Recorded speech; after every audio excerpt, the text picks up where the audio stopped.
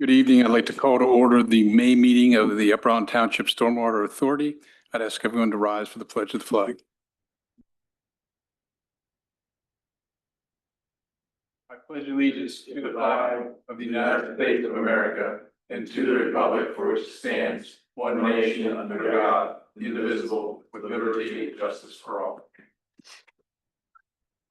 We have the roll call, please. Mr. Walsh. Present. Mr. Fairchild. Present. Mr. Martin. Present. Mr. Castrano. Present. Mr. Cochran. Present. I would like to announce that this meeting is being live streamed for those who wish to attend virtually. A recording of the meeting will also be available afterward for anyone who cannot join us in real time.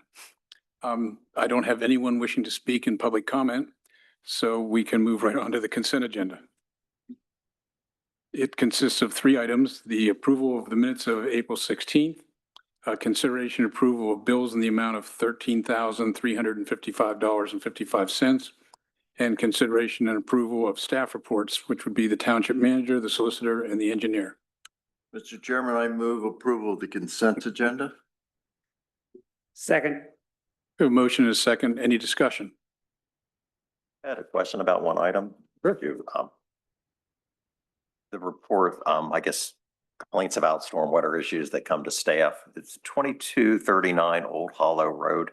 It's in the manager's report, but it has to do, and maybe this is as much a legal question, with a private easement that was creating stormwater, I guess, runoff onto a neighbor's property.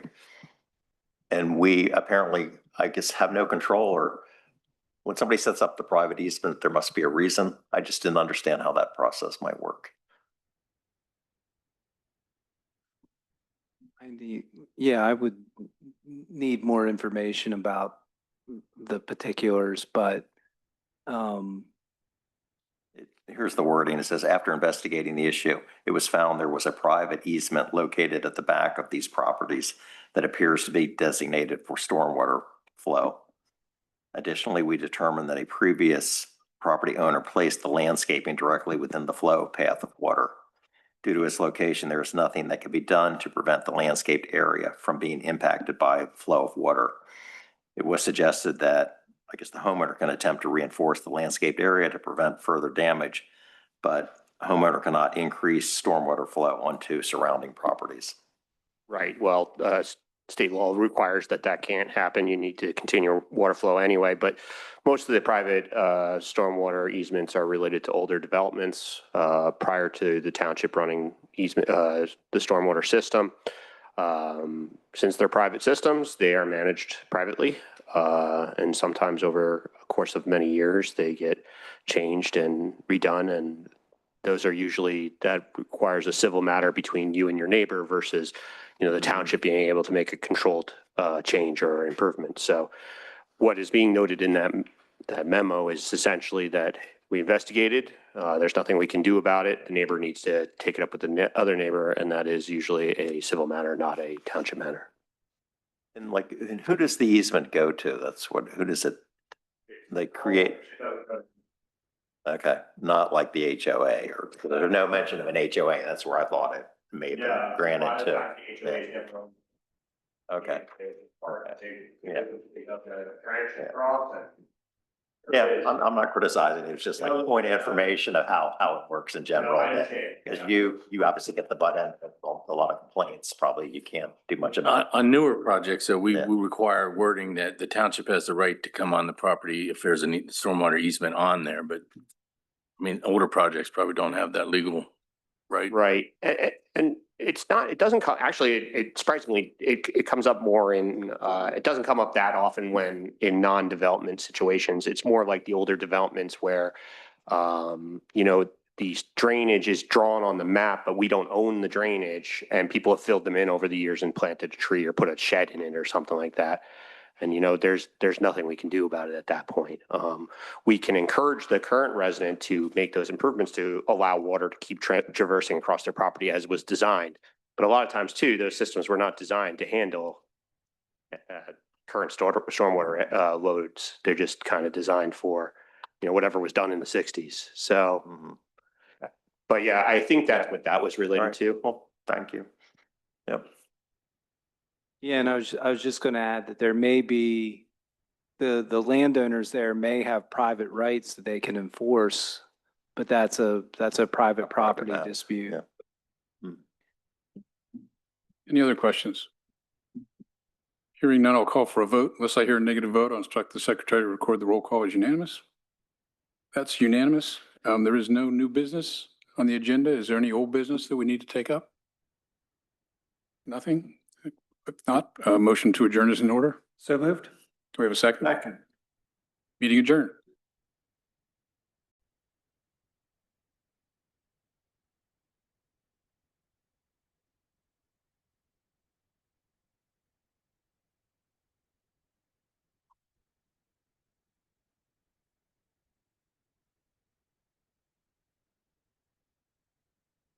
Meeting will come to order. We're now holding a meeting of Upper Island Township Board of Commissioners on Wednesday, May 21, 2025. Good evening, ladies and gentlemen. Please join me for the moment of silence, followed by the Pledge of Allegiance to our flag.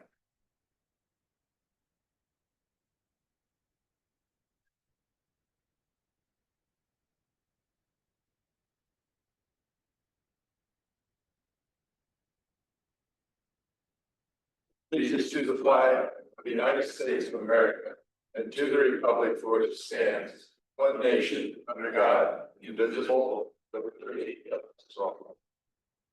Thank you. May we have the roll call, please? Commissioner Cochran, Present. Commissioner Walsh, Commissioner Fairchild, Present. Commissioner Castranio, Present. Commissioner Martin. Present. Thank you. This meeting will be live streamed and via Zoom for those who wish to attend virtually. A recording of the session will be made available on YouTube after sometime after the meeting. Also like to announce we had an executive session prior to or after Stormwater and before this meeting to discuss items of potential contract negotiations. No action taken. And by way of announcement, I'd like to mention that we just experienced one of the positive attributes of our society and of our governmental structure, and that is we had another election. It was orderly and safe and without controversy, and we accept the results. And so congratulations to those candidates who won. And thank you to those candidates who didn't win this time, but at least had took the time and courage to run. And so that's what makes this a great country. And I always get warm and fuzzy after we've gone through another election. I would like to congratulate many folks who have already taken their signs down, but I will admit that I've seen several, and we can talk to me privately. There's one set of candidates still have some signs up throughout the township, which is not a violation, but we do like to have them down fairly quickly because in my view, they're important, but they do cause visual pollution. So I like to see green grass. With our meeting materials, we had the minutes of April 16. Are there any questions, additions, or corrections?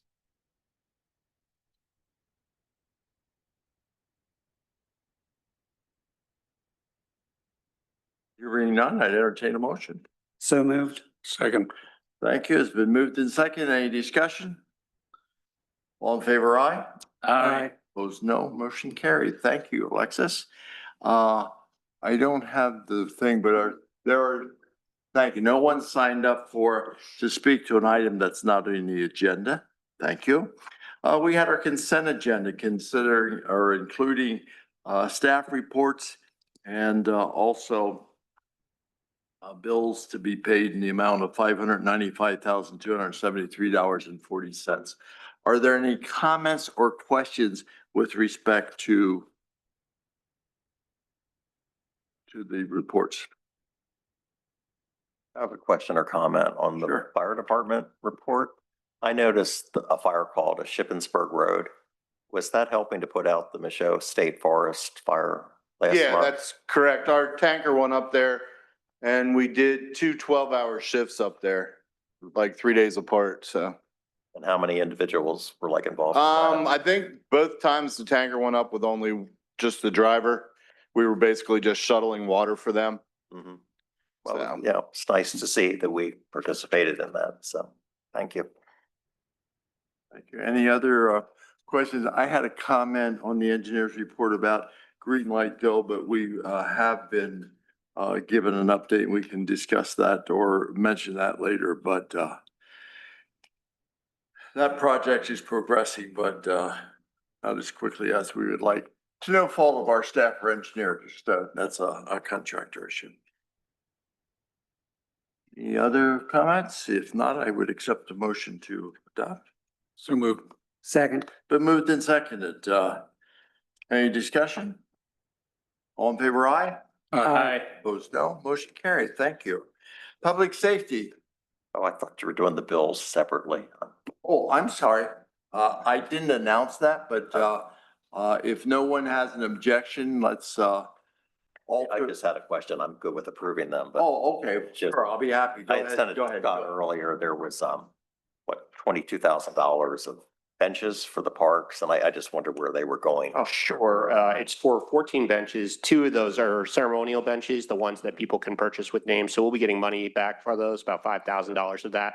So net out 5,000 for that. So it'll be 17,000 for the 14 benches. They will be going at Whining Hill Park, North and South, Friendship and Fisher Park.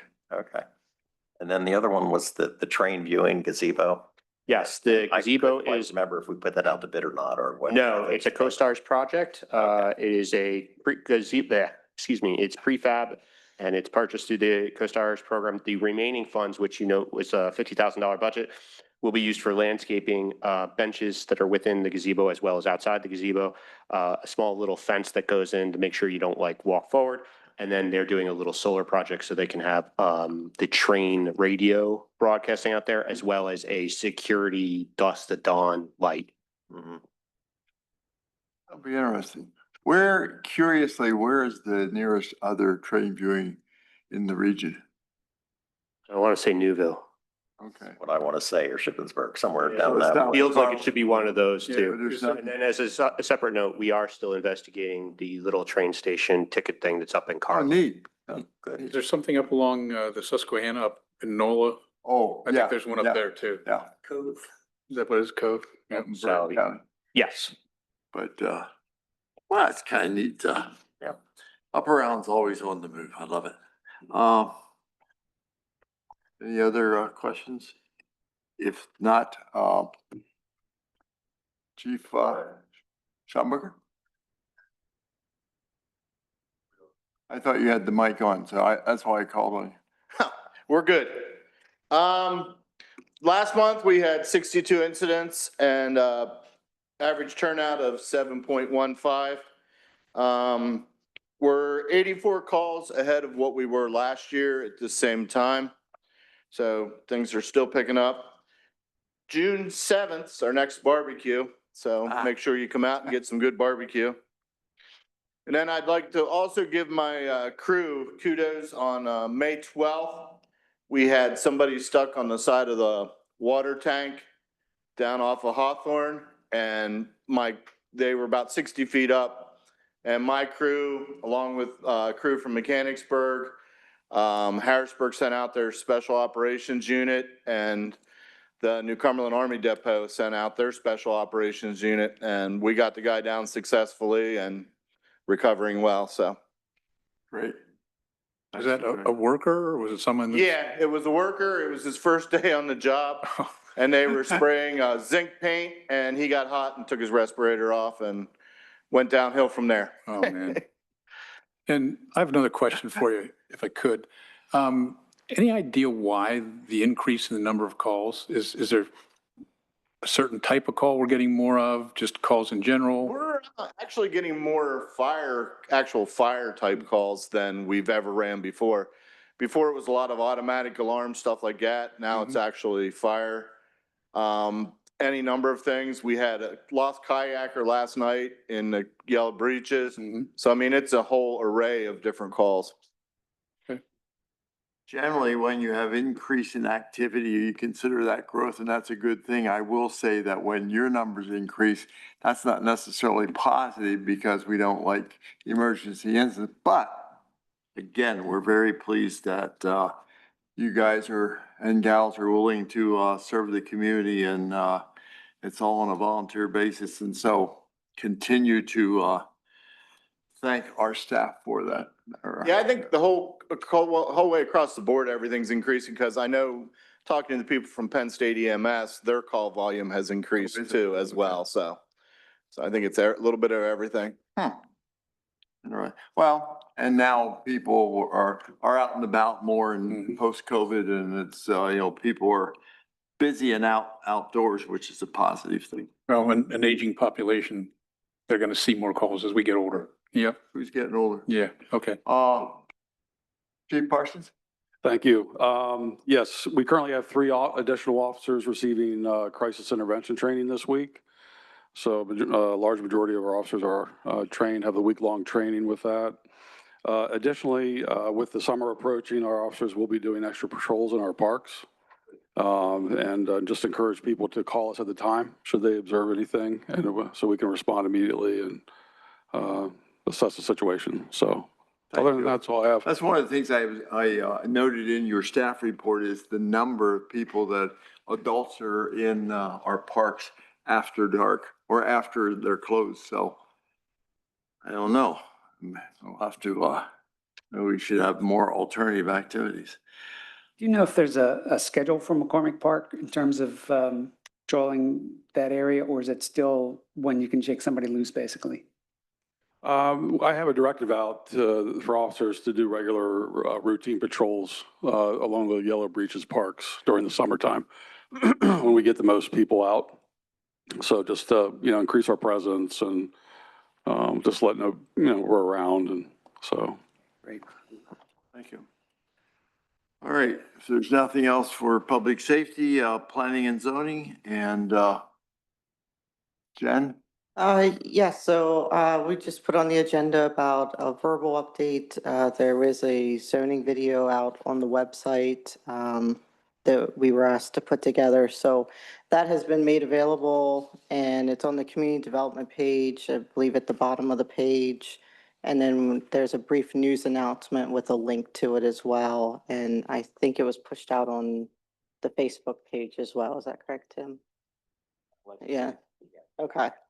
Yeah, so it was really meant to serve as a kind of broad overview. Zoning can get quite complicated and lengthy, and there's a lot of information. So this was meant to serve as kind of that 50,000-foot overview or 10,000-foot overview, just to give some background information on what zoning is, some terms that people see. So try to incorporate different knowledge levels and making sure people understood what zoning is, at least on the surface level, and then just kind of went into the history of some of the different zoning ordinances. I know that has always been a conversations when we talk to the public about text, language, maps, what zoning means, what the different districts mean. So it's about 46 minutes in length, and I would say probably, not to me comprehensive in what all zoning can do, but just a nice broad overview. So, and then we have our contact information on the video as well. So if people have further questions about anything, they can certainly reach out to us. I think you did a very nice job, and I would hope we'd kind of use that as a historic reservoir, so to speak, to as changes occur over the future, go back and add them, and you can go back and follow the path of the changes in Upper Allen Township. I believe Commissioner Fairchild did point out I mistyped a number in the acreage for Orchard Glen on the residual tract. I think I had 13 acres instead of the 14 acres. So I can make that change. Good. And I had an issue with the statement near the end, and maybe I misinterpreted it, but I think it went something like zoning is not about preserving the past, something to that effect. Yeah, and I did not. It is not intended to mean that we can't preserve things, but the way they look at zoning is zoning, when you create your ordinance, it's what's in effect at that time. So they always say that you're planning for the future, and that can include things like historic preservation, farmland preservation. I know that's. What came to my mind Yeah, immediately was so the, on yeah. preservation, it's more of, when they talk about zoning is if, let's just say 100-acre farm is developed into 300 homes, you can't zone for that farm that was once there because that's gone. So you have to zone for what's there and going into the future. So when we talk about preserving like history of stuff, you can do that through preservation methods. You can do it in zoning. You can do it as standalone. But it's kind of like we talk about that house, that historic house somewhere that once it's gone, or that historic building or something. So your starting point is what starts preservation guess effort. I So thought, it wasn't meant that you couldn't preserve things. It was just how they look at what zoning. came to my mind was like the historic district overlay that some municipalities use. And Right. I know we don't have it. We have the districts. Right. But maybe we should have the overlay. And we have but- talked about that in past years, and and it's not something you can't do, it's something you can Right. do. That then comes down to policy decisions, and I tried to make sure we stayed clear of like different policy decisions, because policy decisions change over time. So it was more about a zoning ordinance itself and what it can and can't do. So, and how you look at zoning. And we always talk about amendments of, well, once we make this amendment, we can't go back to the people that already did it a certain way. It's how you go forward in the future. So that's what it was intended to mean. Yep. Thanks. Okay, thanks. Nothing else for planning and zoning, public improvements? And, who's going to speak to 4A?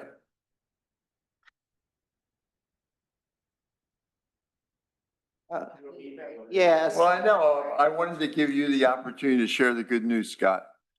All related parties signed The agreement, yeah. with the township. So we had 3 properties owners in the Webercroft area that we were looking for easements, and we were prepared to take action tonight to enforce eminent domain and have those easements taken. And as of 4:00 this afternoon, all 3 property owners have signed. And so Jason can relax a bit. Josh can relax a little bit. Sorry you don't get any added income on that particular track, but we as a board are happy. Realistically, it's going to speed up the project and help get that Webercroft project underway. And publicly note that the 3 homeowners, while they waited and wanted to understand exactly what was happening, we're pleased that we came to a resolution. So good job. And then, I think we did provide monetary consideration Yes. to the homeowners. That's- which is something that's correct. I thought was important to balance out the authority that we have. Yeah, that was not just to those 3. That was to Right, that's a any good point. easement that we Yeah, used. to any yes. We treated everyone the same. buy it. So that the holdouts didn't get more compensation than the people that signed early. Everybody got and I think that's an equitable way to handle it. Bishop Bridge, do you have an update? Phil? I did talk with Art. I did talk with Art earlier today in anticipation of this. He's still waiting to get his response back from PennDOT. He did say that the district bridge engineer had given him, had verbally agreed that he's on board with the one-step process going directly to vehicular traffic use of the bridge. I reminded him that we're looking at a deadline and that he needed to get us something sooner than later.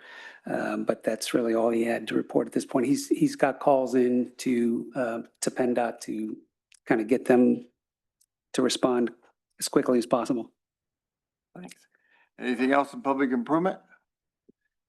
Moving then to sanitary sewer, there's no action. I did have one question and or observation. We have over $58,000 in delinquent accounts, and there is some money came in, but that was at the end of April. But what can we do I mean, I know staff reminds people and they try to encourage bill, pay bill, but I find it personally frustrating that there are people out there that get a public service and then are slack in responding and paying their bills. So do we put a surcharge on a delinquent account like you do with taxes or? Yeah, they receive a penalty, a flat penalty rate and then an interest rate, but just as, a point of information, $58,000 is less than, it's significantly less. I'm just using a round number of $4 million collected annually. It's about 1.4%. Understood. But, I just need to make a point that other municipalities usually have low. okay, duly noted, but I'd like it down to 5 or 10. Agreed. And then also I note that Upper Allen is still working with the Lower Allen Authority to forge an agreement. Is there an anticipated time when that will be completed and Well, they were working on it when I got here in 2009. oh, So I don't know, another 16 years. okay. So just to be clear, the current agreement in Hasn't force changed. continues to take precedent until there's a revision. Right, and the revision really is just to compile it all together, so there's not Yeah. a bunch of repeated words. Let me actually get you information and be prepared to report on that versus what I am today. Okay, that's fine. And then additionally, I think the interesting thing on our delinquents is the age of the delinquencies. A lot of those are only 1 quarter Okay. delinquent versus 2 quarters or more. And I think that says a lot about a lot of our residents is that maybe they missed it and then they see it and they're like, whoop, and they pay it right up. There's not a lot of delinquents. Now, of course, there's obviously frequent flyers and it is what it is. But I think we do really well with our delinquencies Okay. and customer service wise. But yes, let me provide a better report. Scott, response well taken. That's a good, and sometime if you could just, on the back of an envelope, kind of figure out what percentage of those are like 90 days or more, Yeah, that I would think be that's what, helpful. it just gives you better information. Yeah, I Well- don't know if anybody else noticed, but the Lower Allen Authority, they used to publish the names of the delinquent accounts, oh, really? like the really bad Ah. ones, going on several years. Well- Some people will, ride it Yeah. that long. So, I don't know that we need to. I'm trying to find positive ways that we can get those people to pay up and not embarrass them, but they may have to resort to that. But thanks, Scott, for indicating that it's fewer than we thought in terms of long-term delinquencies. Okay. Moving to administration, budget update. Yeah, just very quickly, the general fund net position in April rose to a positive $314,000. That was fed by the April general fund revenue of $1,186,000, which consists mostly of earned income and real estate taxes. So real estate taxes started being transferred over. We'll start to see, we usually get a nice peak of them right at the deadline for discount, which has already happened. So they're just getting cleared out. And then expenditures were mostly driven by personnel expenses. Don't have the sewer one in front of me, but that is mostly driven by the sewer rentals that we are collecting currently. So when bills go out, usually we get a big influx of payments and then it kind of just pitters out until the next bill goes out. But both are following trending lines. Sewer is following a little differently only because of the way our accounting system had been booking things. So we're trying to get it back to the way we had it. But essentially it just books it at the beginning of a month versus the end of the month. So that's all being worked out but we're trending in similar budget places that we were before. I do think you'll see a bigger jump in general fund next month as we get more real estate taxes coming in. So. Thanks for keeping us on track. Park and Recreation, we have a request from Upper Allen Mechanicsburg Baseball. So baseball had sent in a request for a fee waiver for this year for their field usage. They sent an invoice that they spent $2,500 on mushroom soil for the fields, and they're seeing great improvement with that purchase. And as noted in the permit application document, they can request from the Board of Commissioners a reprieve from that baseball field usage fee if they can show an invoice using the term that's used in the actual application is capital expenses. They have to present that to the Board of Commissioners, which is the letter that they sent you. So you said 2,500 and the letter says 5,000. I'm trying to figure out what was the real expense. So they spent $2,500 on mushroom soil this past year. I know, I do see that it says 5,000, but the invoice was for 2,500. I think your letter is trying to say that we spend way more money than that. With The mushroom soil, that Okay, so was. the mushroom soil is just a piece of the 5,000. Yeah. And what's the field rental? What are we offsetting? I mean, So the fee is $250 per field. And just as reference, baseball uses 8 fields, softball uses 4 fields, soccer uses approximately 11 fields. Just so you have all of the information, softball bought a shed this year, has already paid their fee in addition to purchasing the shed. Soccer has purchased or purchases sod yearly and has already paid their fee for this year. okay. how many fields for softball? 4. Very good. Yeah, that's the way I read it, Rick, too, that they were saying that they, had done various projects around the field and brought them up and took away that lip, but I guess the direct cost, but. I wasn't sure from an accounting or book entry point, if we should not book the revenue. Well, maybe book the revenue, but give them a check, reimburse them for what they paid. Then we would maintain kind of our trend line and what we're renting fields for. We can. I mean, it's so minor. It really kind of flows into the asset value. But I think mostly we put these fees in there mostly to cover things that we already were putting into the parks. We don't charge on a per field use per day like some municipalities do. We charge basically once a season. And that's it's pretty minimal when you really get down to it. And part of the reason is for a long time that the board's position was we didn't really want to charge our residents. And I think that made sense. But on top of that, you don't want other residents having to subsidize very primary use recreational facilities. So the fees are pretty low. I think next year we're going to propose to you a different fee structure, which really is just an at-cost fee structure for tournaments only and define the tournaments out. For example, when somebody has a tournament, we will usually bring an employee in to have to make sure the bathrooms are still stocked and not flooded or something like that, to make sure doors don't get locked, things don't get broken, things like that. So that you would pay that person's hourly salary, or if we have to bring in an extra dumpster and whatever that costs, that kind of thing. A thing of can liners, whatever.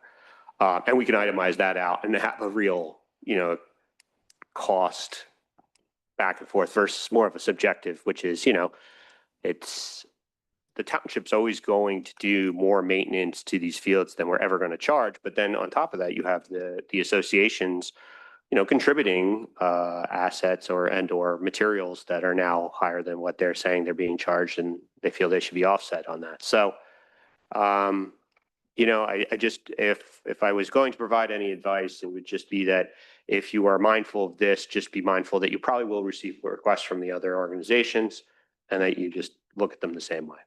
Our waiver request, though, it specifically says for capital improvements completed on fields. So, I mean, they're saying is mushroom soil is a capital, to me, that's not, that's a maintenance. If I had to wager a guess, But I mean, they have other things. They did lights and stuff. sure, I mean, those are all done. I think we used to say that basically you could do, like, there would be, like, when they did the lights, I think at that time the board gave them like a 2 or 3 year waiver. Or it might have been related to the fencing or something along those lines. I don't recall completely. I would imagine what happened in this situation was that it was noted that this request needed to go to the board. The association requested and was adamant about the request, and now you have it in front of you.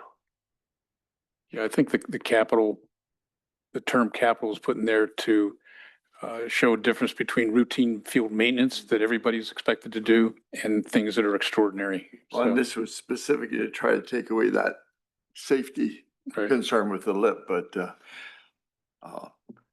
I'd entertain action, but I do want to suggest, Scott, that I think you're on to something to kind of relook at that whole fee structure for next year. I think that would be positive, but what's the wish of the board for this particular request?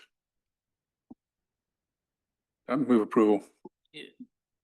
We don't really have we have $250 per, what was the final number? 2,500?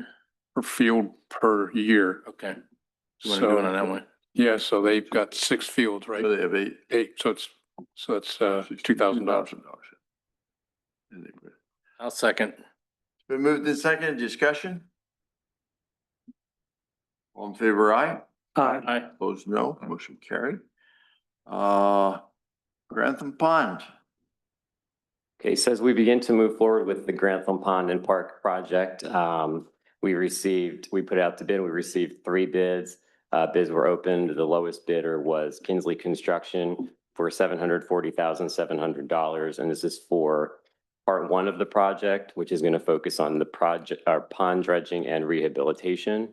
As you remember, we also received a $250,000 grant, which we will be using that for all other parts of the project except for the pond dredging. So that will be used for the pier, the gazebo, the trail, some of the future things that we'll be doing with Grantham Pond.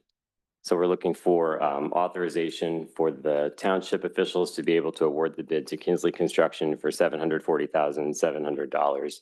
And that is within the budget estimate that we had provided.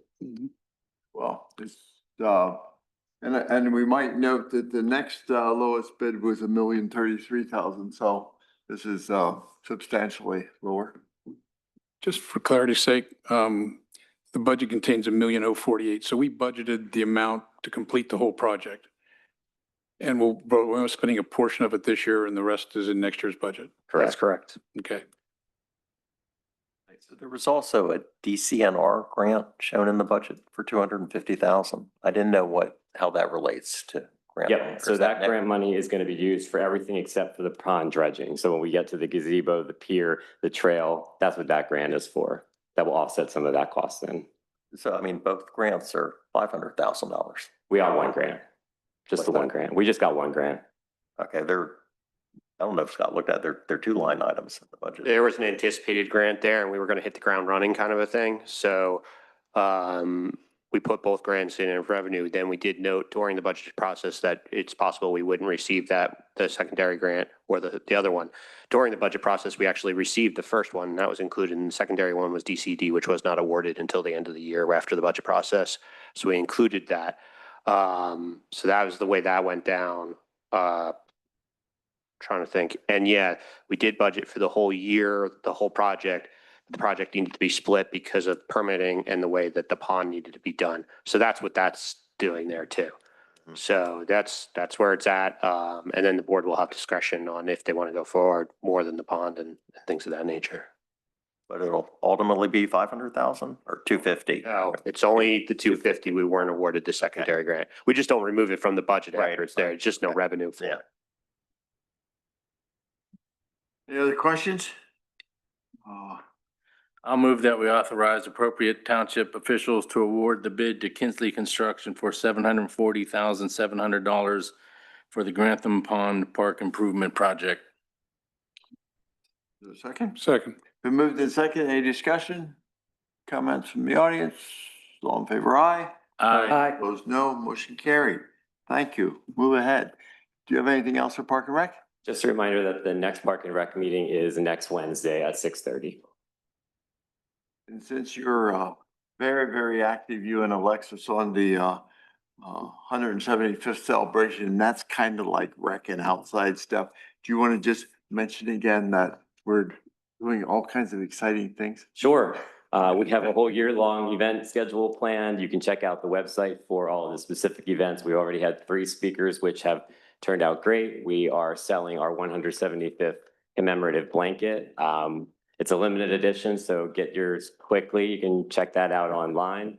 We're also fundraising for Fall Festival and some other things we're doing. And our next event, I believe, is Yoga in the Park coming up on June 7th.